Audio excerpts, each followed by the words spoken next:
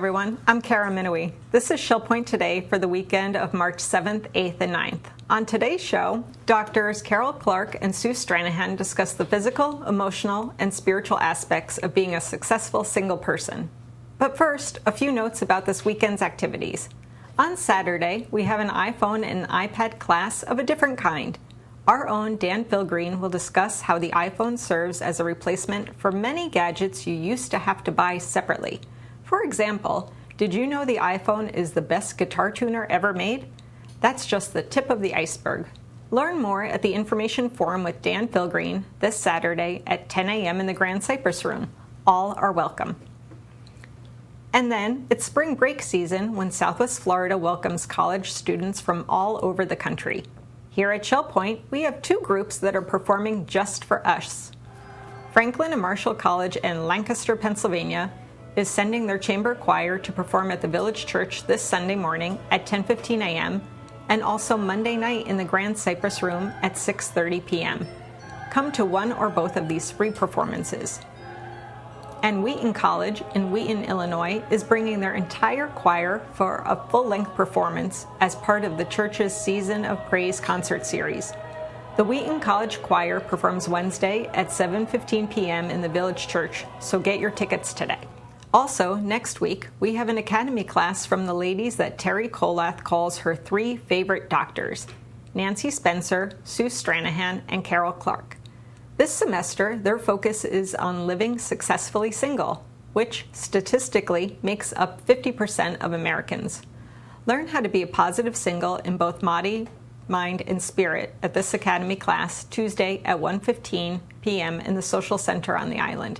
Here's a preview. Hello everyone, I am pleased to have Dr. Sue Stranahan with me and Dr. Carol Clark as we speak about their latest holistic program in the Academy of Lifelong Learning, Singles Living Solo. Thank you for joining me. We like very much how you and Dr. Spencer, Dr. Nancy Spencer of Behavioral Health, put your heads together every semester and tackle a topic of interest to us so that we can hear how it affects our mind, our body, and our spirit. Why are we talking about singles living solo, Carol? Well, the physiological effects of living solo are well documented in the research. And that's only one aspect of studying the topic, because it's easy to document the effects of singleness on the body. But what's more important is what will come from my teammates on the panel in what can you do about those effects. And as part of the research, I've discovered, as in much of social research, there are actually 4 categories of people in terms of their response to living the single lifestyle. Really? So we'll explore those 4 categories of responses to singleness.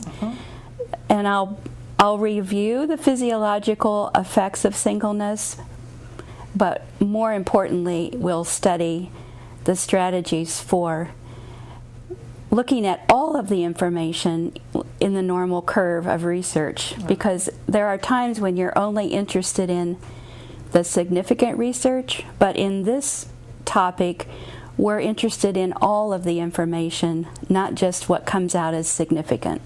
Nice. And we're also considering this topic because we know the statistics say close to 50% of those living in America are widowed, divorced, or never married, and 1/3 are seniors. So it is an impact on our life. If it's not impact on us personally, it's an impact on those we know and live by.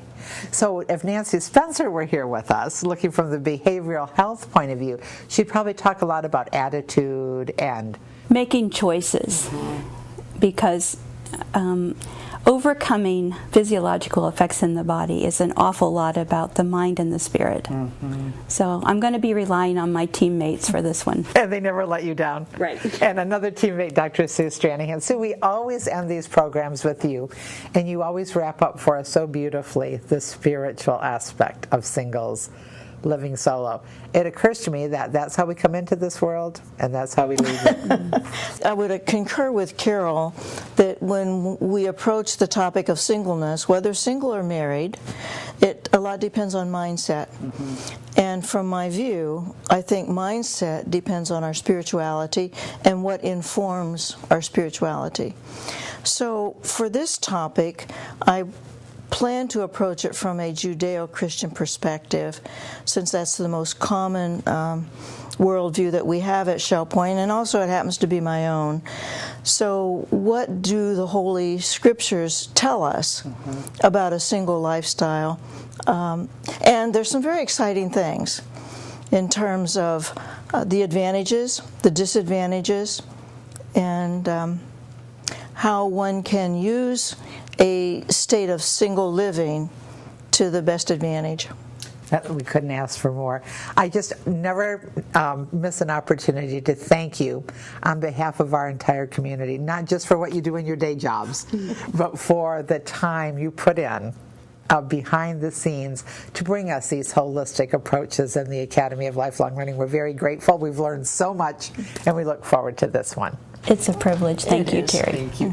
Join us, please, Singles Living Solo, with my three favorite doctors, and I'm sure you'll agree. Coming up, we are replaying some of this week's best stories from Shell Point TV. But before we do that, let's cover all this weekend's happenings, Academy news, menus, and church news.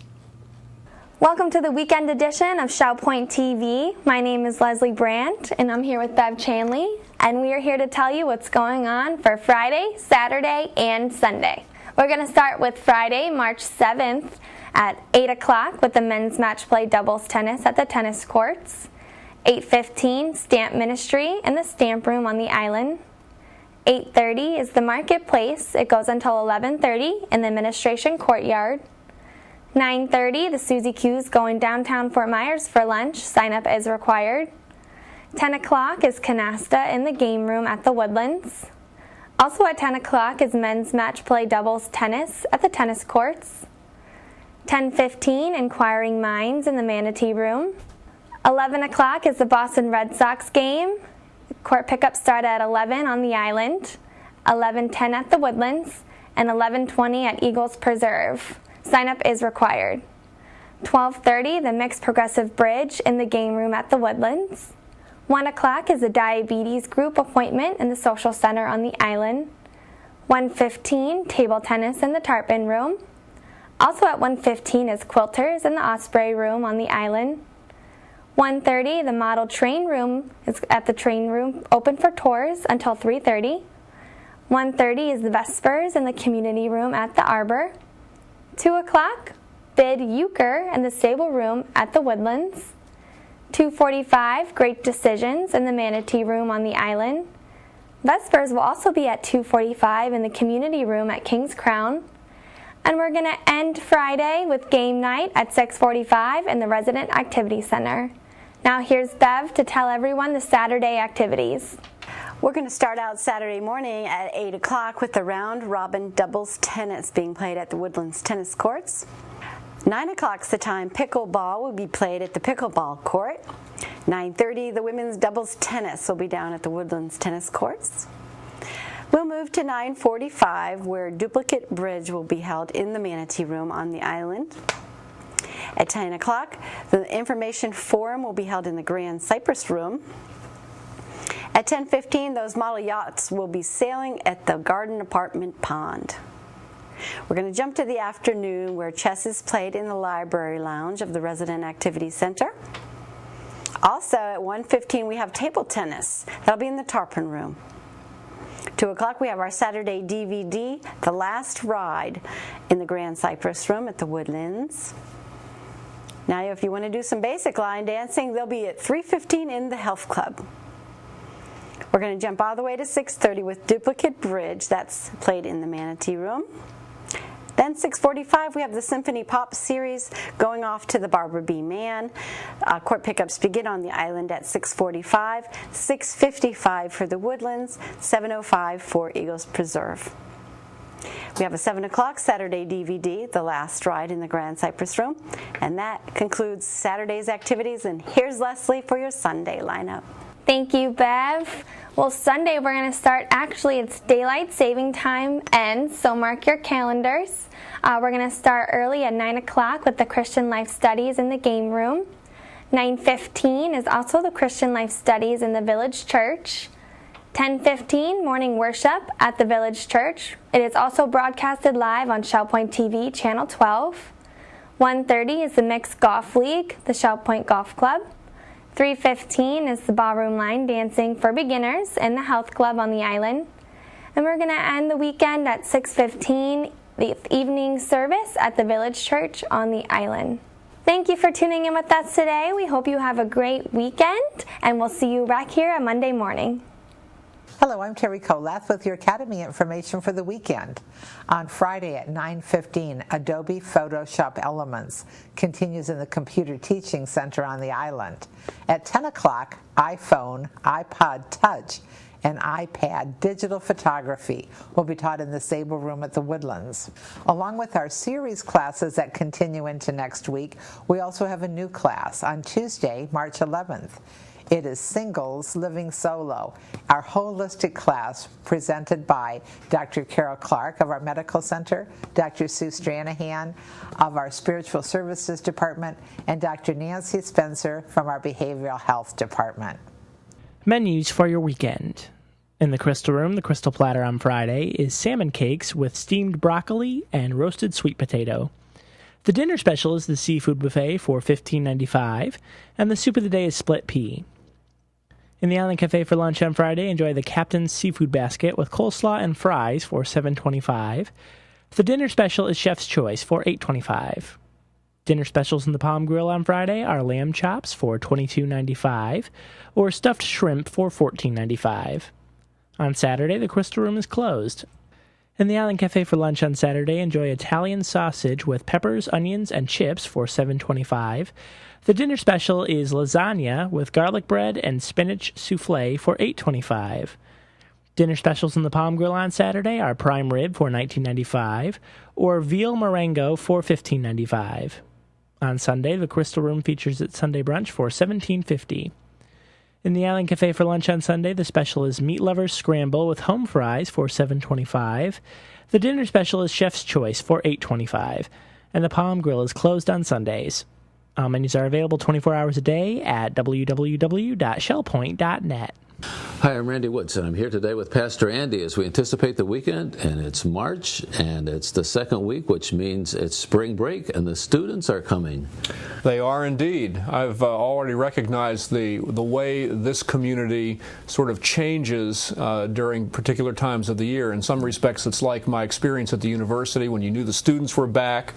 Here you know when the snowbirds are back, and then there's another rush when the students start to show up for the beach. That's right.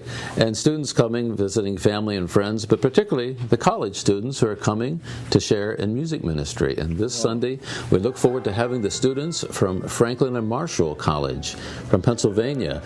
Dr. Bill Wright and the choir has been here several times, and the chamber singers are a wonderful ensemble that will be singing in our worship service Sunday morning as we gather at the Village Church. And you're going to continue your study in our the book of Hebrews. We are indeed. Yeah, we were just really very early in the study, in the first few verses of the first chapter. Mm-hmm.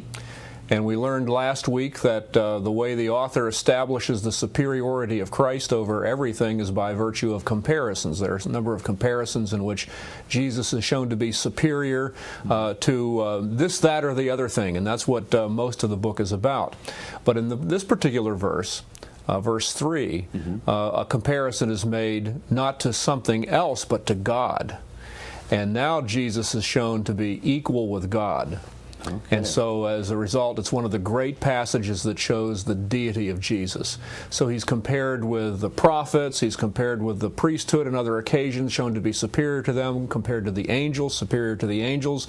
But in this verse, he's shown to be, in fact, God, the exact representation of his nature. Okay, so we continue in Hebrews on Sunday morning as we share and worship the students from Franklin and Marshall, their chamber chorus, who will be singing, about 30 students, special music. And then in the evening when we gather, you're going to be continuing the series on grace. Is that correct? That's correct. Okay. And tell us about where we're going with grace on that Sunday night. It's kind of interesting. The reason why we have this series called Dimensions of Grace is it always has occurred to me that a lot of people who are believers in Jesus recognize that we're saved by grace, that there's nothing that we contribute to it, that we don't earn our salvation. And so people recognize that we're saved by grace. God shows His unmerited favor toward us. But there's so much more to grace. That's why we're calling it Dimensions of Grace. And we have already begun to see how some of the ways in which grace enables us to live lives that are pleasing to Him. And in this particular session, we're talking about safe in grace. And we're going to look at the 8th chapter of Romans, the last portion of that chapter, in which we see so many different ways in which the grace of God protects us and provides for us in the midst of the onslaught of the enemy of our souls. It really wants to take us away from our relationship with God. And so it's going to be a wonderful time in the Word to be greatly encouraged, to see that grace extends to our security in Christ. Well, morning and evening are always great as we gather at the church to study His Word, share in the ministry. We appreciate the guests who come Sunday morning with Franklin and Marshall. And then Sunday night, our own Doug Peoples is going to be sharing the ministry of song. Always love to hear Doug sing. What a great, rich voice. His dear wife, Janice, she plays the piano. So I trust you'll join us at the Village Church Sunday morning at 10:15 as we gather in the morning service. And then again Sunday evening at 6:15 as we share in the continuing series of God's Grace. It's going to be a great weekend. Look forward to the messages, the ministry and song, and I trust you will join us as we worship together. It's time for our ShellPoint TV Week in Review, and we began this week with the inspiring story of Debbie Melkai, who finished her first ever full marathon in January. I have zero background in sports. I was the kid that you picked last for every team, and I was proud of it. Didn't bother me at all. I was basically a bookworm or anything I could do with my hands. Loved craft, creative things like that. But no.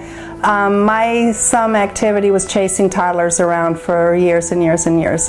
Hated PE, hated any of that. Just didn't. It wasn't my thing. So no background until Miss Megan pops up with, we're going to do a half marathon, just like that. She is a runner. And I told her, I said, I'm not running. She said, no, you can walk it. You can do this. To this day, she just thought it would be something that we could do together. She wanted to do it, and I don't think she wanted to do it alone. So you don't say no to Megan. I mean, she has a way of making you feel like it's a really good idea at the time. And it has been a very good idea, and my physicians were all on board with it. Yes, it's great exercise. Walking's good for your knees, your bones. Go for it. I think people humored me at the beginning. I really do. There was no reason for them to think I could do it. Just went online and checked, just Googled, walking half marathons, and I just picked a training program and just started. And it was painful, and it was awful, and I hated it, and every weekend she'd call and say, how's your training going? I did 2 miles, I did 3 miles, and I said, I went around the block, and I didn't give up. I wasn't going to let her get the best of me, and so I just kept, I went from around the block to 2 times around the block to 3, and then gradually got up to my first mile. I'm a morning trainer. I'm just going to go around the outer island, which is 1.5 miles from out here when I step out of the parking lot back to the parking lot. I would try to get out there by 5 o'clock in the morning. The sun wasn't up. It was kind of quiet, and then I could be done, by 10:30 or 11. But yeah, just round and round and round again. And then shake it up and go over the other way.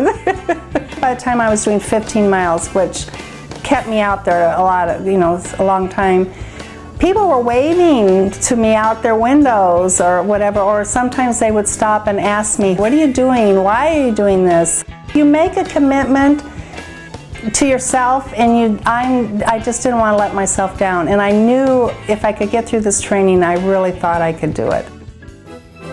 If you're going to basically just do one, make it a fun one you will never forget, a real true experience. And everybody says, you do Disney then.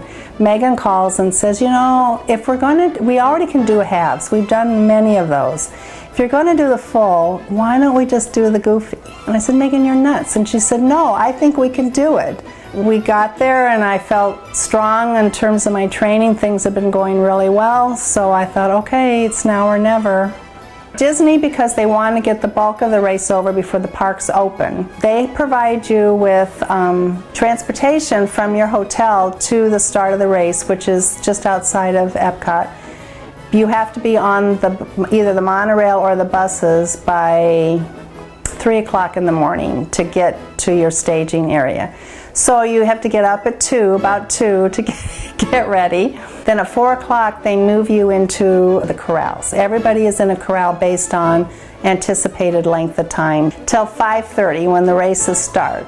So you're on your feet, you're standing up, you're tired, it's pitch black, and you just wait again till the race starts. And there's over 16,000 people that are doing this. It's just, and there's music, and there's fireworks, and there's the characters. I mean, it's a true Disney experience. And off you go. You start at Epcot. You head to, there's a racetrack there for NASCAR racing, so you go around the racetrack. And then you head to Magic Kingdom first, which is the most favorite part because you run through the castle. You go down Main Street and then you run through the castle coming back out. Then you leave and you head to Animal Kingdom. That's where my husband was meeting both Megan and I to refill our bottles. Orange slices, all that kind of stuff that we need for the second half of the race. And then you leave Animal Kingdom and you go back to Wild World of Sports. You went through all the different venues. There's at the sports center, there's a soccer field, there's a football field, there's a baseball diamond. Then you head to Hollywood Studios. Disney requires all participants to keep a minimum of a 60-minute mile pace.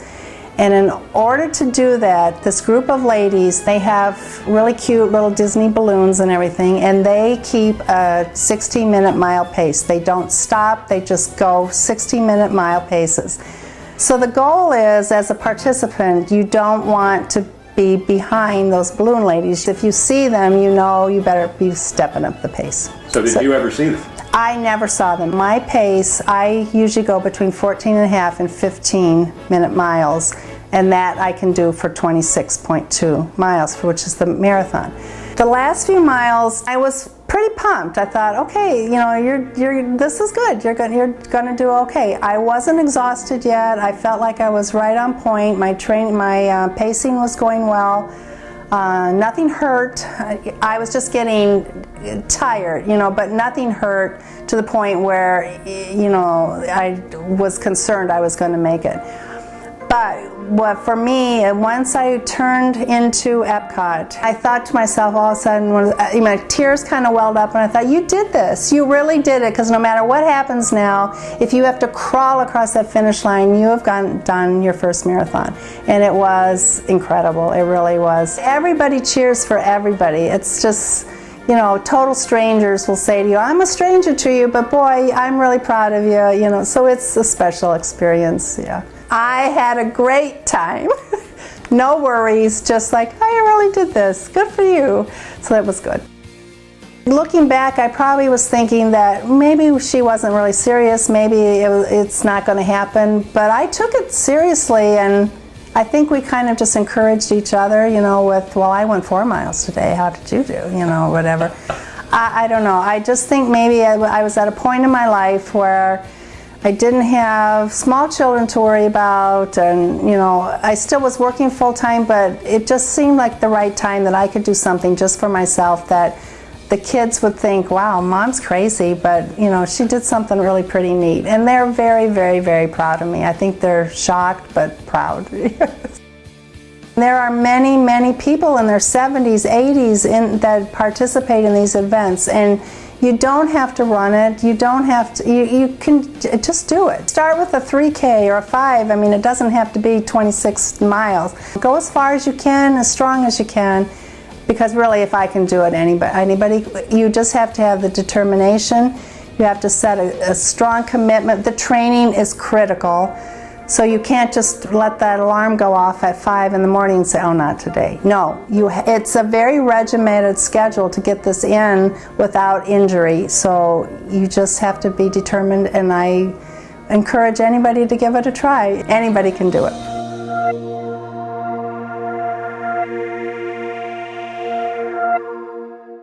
Shell Point Golf Club Pro Gary Keating shows us how their pro shop can take very good care of your golf clubs. Hi everybody, it's Jared Pike here with Shell Point TV. We're in probably the least glamorous part of the Shell Point Golf Club, but here's where the magic happens, because they now have capabilities of adjusting clubs. It's all done in-house. And here to explain it is Gary Keating, the head professional. How are you doing today, Gary? I'm doing good. We've just had a customer come in. He wants us to change a golf grip. So we're going to show you how to change a golf grip today. Basically, it requires a couple of tools. We've got some grip tape. We've got the new grip the customer ordered, and we've got some solvent. So we're going to go pretty simple right here. Knives I like to use is a hook knife.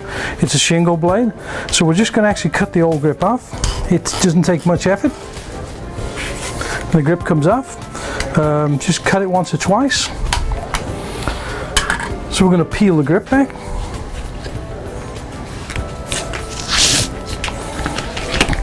And there's the old grip gone. The next tool I like to use is called a grip scraper. Very primitive, but we need to get the old tape off. So we're just going to scrape down the shaft.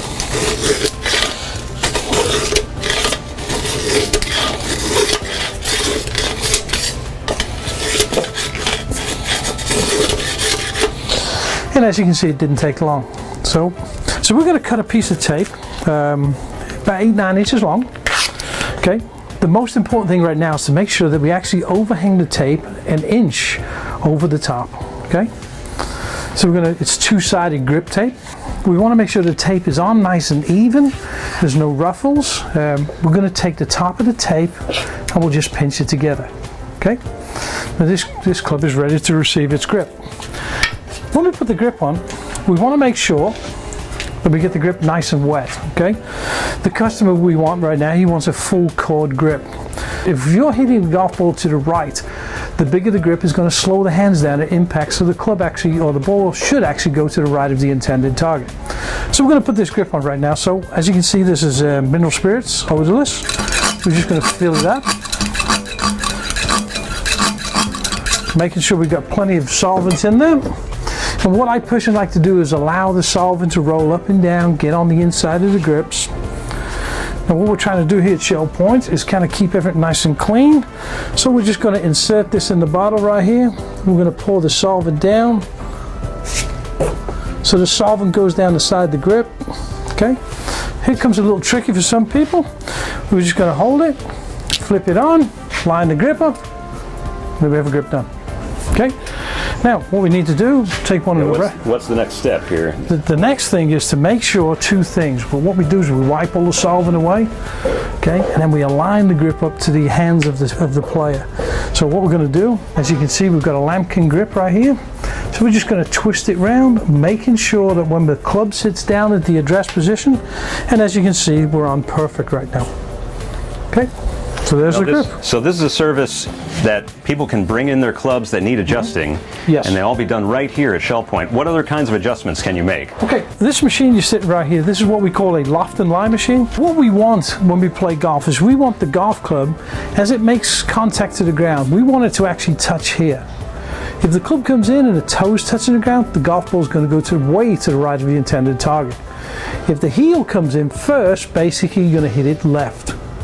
Okay, so let's say for example we went out and we test someone's golf club and it was a little towards the toe, we'd move it a little bit more upright. And this is the machine we have to do that. We put the club in, it locks down, and it basically tells me, before I make any adjustments, this gauge right here will actually tell me the lie and the loft of this particular club. So we've got it locked in right there. So this club is actually telling me that the lie angle down here is 58 degrees. So this is this angle, and it tells me up on top of the scale right here, it tells me it's 41 degrees of loft. So for an example, if the guy's hitting the ball left to the right, I would adjust it this way. Let's say he's hitting the ball too high. We can physically adjust the club to where it doesn't hit the ball high. To move the club, make it a little stronger, a little weaker, basically we'd move it this way or we'd move it back. Okay? Now these services are available to anyone. You don't have to be a member, or No. you can just come in and say, these clubs need adjusting. Correct. But what we do offer for members is a free fitting. As a member of Shell Point, you can come out and we can actually tell you the golf clubs or basically the actual shaft you should be playing and the actual lie angle you should be playing, and also the grip size. And that's a part of the membership here at Shell Point. Now if someone walks in off the street, a non-member, basically gets a $50 item. Takes about 30 minutes. We can actually go through each individual club and we can check each individual club to make sure their lie angle is correct, the loft is correct, and also the grip size. So, if you want your lie and loft checked, your grip checked, all these things that you never even thought of when swinging a golf club, Shell Point Golf Club is the place to do it. Remind them of the telephone number, Gary. 433-9790. Or you can also visit shellpointgolf.com for more information. So, for Gary Keating, this is Jared Pike with Shell Point TV. Shelley Rogerson told us when we should seek help for our hearing health. Are you aware of your hearing health? Is your wife always saying, honey, honey, or you can't hear the waitress?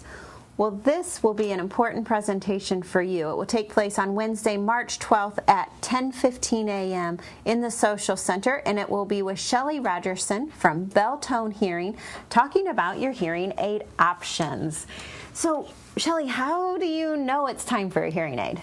Well, that's what we'll go over, some of the symptoms that comes on gradually over time and often goes unnoticed. So we'll go over some of the symptoms and which symptoms should alert you to it's time to actually go and get your hearing tested. Right. So it's not always just that you can't hear a loved one or you're having a hard time just hearing one specific person, but sometimes you could be in a large crowded area and instead you're hearing the background noise instead of the presenter, correct? Right. A lot of times people complain of background noise or struggle specifically with women or children's voices, or maybe people tell you that you play the TV too loud, or you start trying to bluff your way, trying to answer a question that you really didn't understand, so it can get uncomfortable. So we'll go over some of those symptoms and when you should get your hearing tested. And then once you get your hearing tested, you'll have a lot of options for them regarding their hearing aids if they need it. Right, we'll go over different styles and technology and help it make, a step-by-step process to find out what's best for their specific lifestyle and budget. Okay, and getting a hearing aid is very specific to your needs and what you have. I'm not going to receive the same thing that you may need, and so you really do take the time to do questions and answers at the end. Do you encourage that, correct? Right, that's really important because if you have a specific question to get an answer and, finding out sometimes why your neighbor's hearing aid isn't the right hearing aid for you, to make sure you're getting this right thing for your type of loss. Okay. Well, Shelley, we really appreciate all you do here at Shell Point. You're up at the Arbor. What days are you at the Arbor? I'm usually there Tuesday and Thursday afternoons. Okay. And you can call for an appointment so you don't get stuck waiting or anything. So. Okay. Well, thanks again for making a presentation in the Health Connection. And if you would like to sign up, you can do so at either service desk. The presentation is Wednesday, March 12th at 10:15 a.m. in the Social Center. I'm Mary Franklin with Shelley Rogerson. Make it a happy and healthy day. The Library Fund Drive is now in full swing. Melody Desolé told us why it's important to donate to the Shell Point Library. Hi Shell Point, I'm Melody Desolé. We're part of the Volunteer Corner and we're outside in the administration circle right off the lagoon on the island in front of the Resident Activity Center. The reason we're telling you all this is because this is where the library actually is located and this is where our fund drive will start.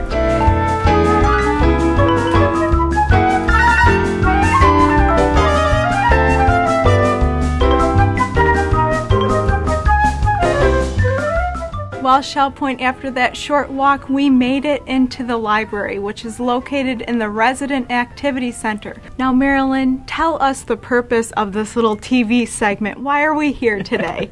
We're here today to ask the residents to continue their support for the Shell Point Library, which is the residents' library. Tell me more about that. What does that mean, residence library? The library is totally funded by the residents. The library is totally staffed by the residents. Everything you see here has been selected by the residents. It is processed by the residents, and it is a private library, so the residents and employees are the ones that are our patrons. I think that is a phenomenal gesture and a beautiful thing for residents to take advantage of. They have all this at their fingertips to utilize. Absolutely. Exactly. Can you tell me more of what's in the library? I'd be glad to. We have the latest in fiction, in mystery, in DVDs, in audiobooks. In CDs, we have a fabulous collection of almost 500 of popular and classical. I'm always very proud when I look at the New York Times bestseller list. Last week, we had every single fiction book they were showing. Wow. So we're definitely a current library.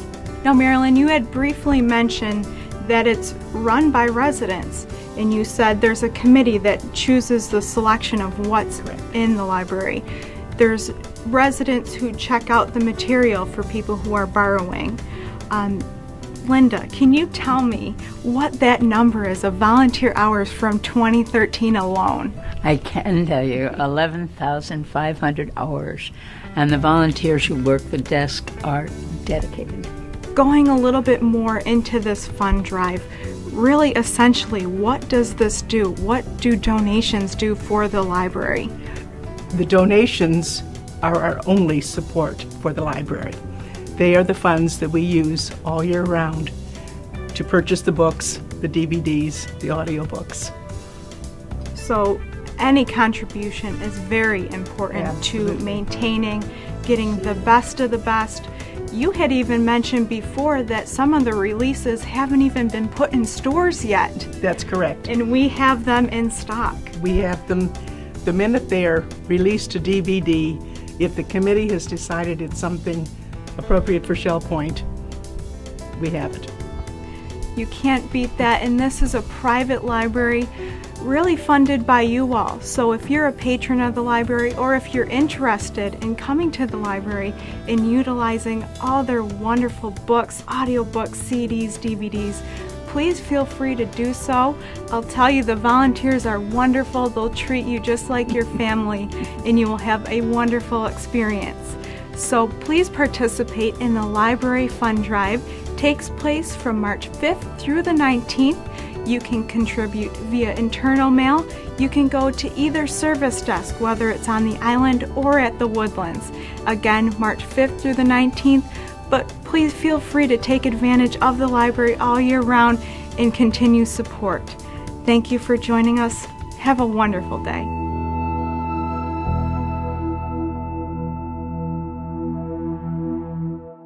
The LifeQuest Aquatic Center celebrated its completion last week with a ribbon-cutting ceremony. Let's take a look back.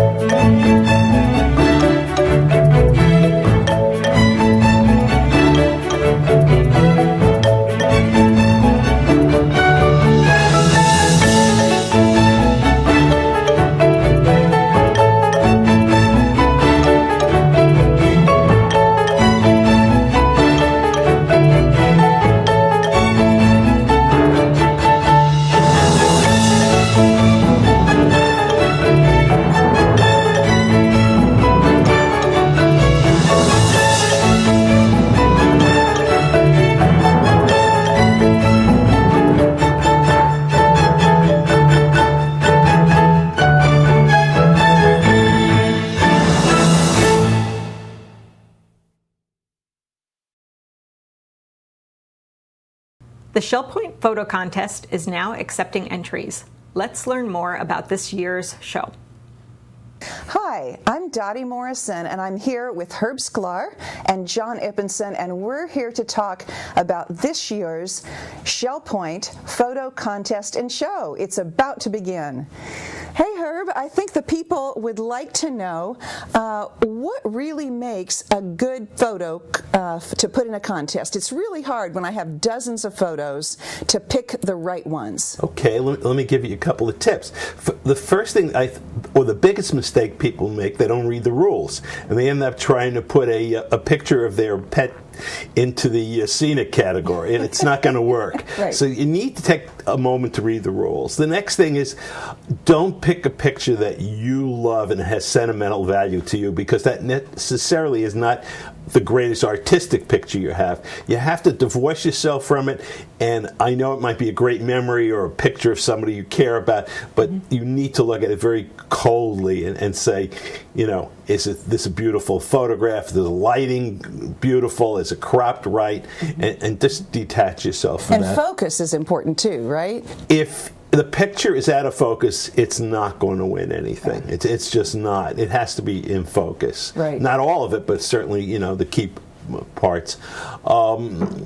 Yeah, all those are important, but I still encourage everybody to enter, because we hang every picture. Right. And for those who are starting out, it's such a wonderful feeling to see their picture hanging up there. And you know what? They just might win a ribbon. Right. You never know. So I would love to see everybody enter at least one or more. And the show has really gotten better every year. Don't you think so? Oh, yeah, yeah. You know, there's also an article in the March issue of the Shell Point Life that we talked about that's going to give tips about how to win a photo contest. Okay. So maybe that's a good thing for people to read. So read the instructions or read the magazine. Exactly. Okay. Exactly. All right, so we also have John Ippenson here, and he's in charge of the photo contest. And John, I want you to explain some changes that have happened this year from last year. Well, we still have 12 categories in the show, which hasn't changed, and so people can pick up the entry forms from the service desk at both the Woodlands and the Island, and can review the category that they think that they have photos that would fit. So the things, a couple of things that have changed is the number of entries that we have for each person that's going to bring photos to the contest. So last year was 7, this year is going to be 6. And why is that? Why have we had to change? Well, of course, we look at the past history and have seen that there is each year a greater number of people who are entering. And we're excited about that. Oh, absolutely.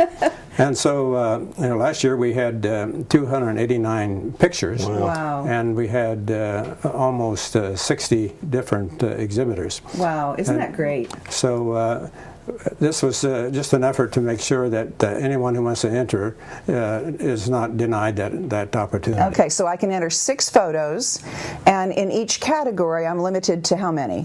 You can only enter 2 in one category, and one picture can only be in one category. You can't have it in more than one category. Right, okay. So also there's a difference about where I turn in the photo entries. Yes, we think that we might avoid some potential problems with having it more consolidated to bring all the entries into the island service desk, so that it'll minimize the different handling of the photos, and so I think that would work the best. So entry forms and rules are at both service desks, but please turn them all in to the island service desk. And what's the last day that I can get that in? March 21st. All right. So that's where you have to have it in by, and so then of course a couple of other days are when the show starts on April 7th, and so everyone can begin to review the pictures and make their own judgments and pick out their favorites. And then, of course, the gala. So we have them on display for about 2 weeks, and people can go through the activity center and see them before the gala, which is on the 8th, or after the gala. It's going to be very exciting. Right. Well, thanks for all the work you've put in getting ready for this. I know there's still a lot of work to come. Yes. We hope that all of you out there who are photographers will plan on entering this year's photo contest and show. Shell Point Master Chef Brett Waite is offering cooking tips you can use in your very own home.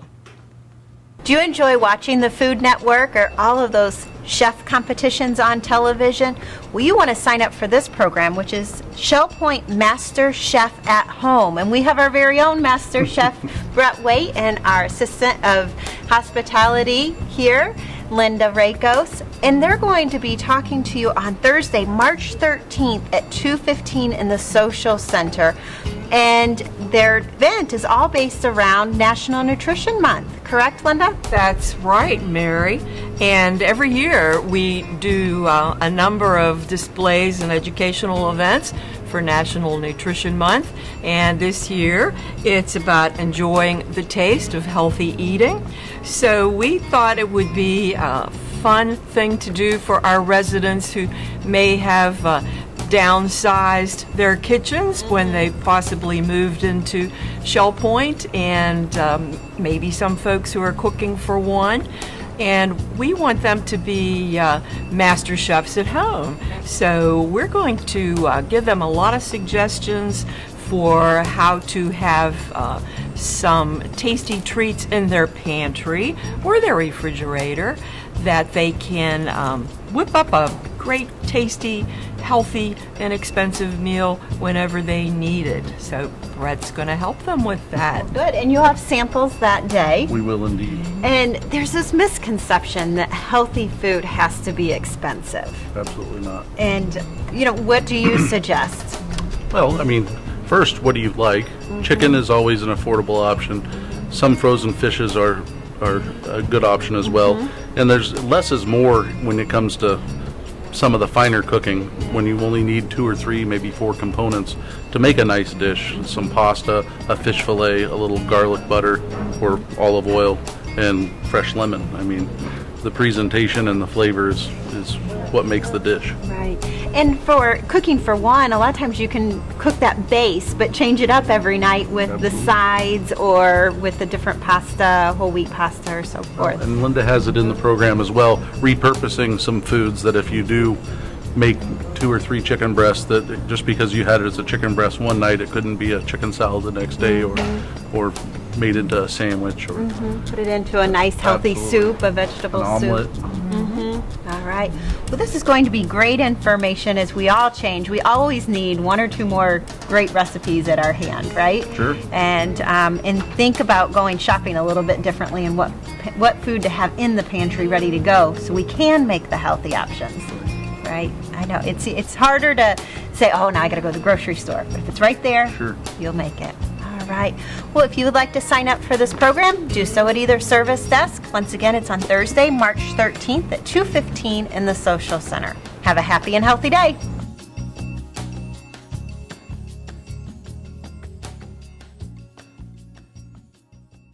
We're glad you joined us for today's show. Tune in next week for more stories and news from around your community. Until then, this is Shell Point Today for the weekend of March 7th, 8th, and 9th. I'm Kara Minowie.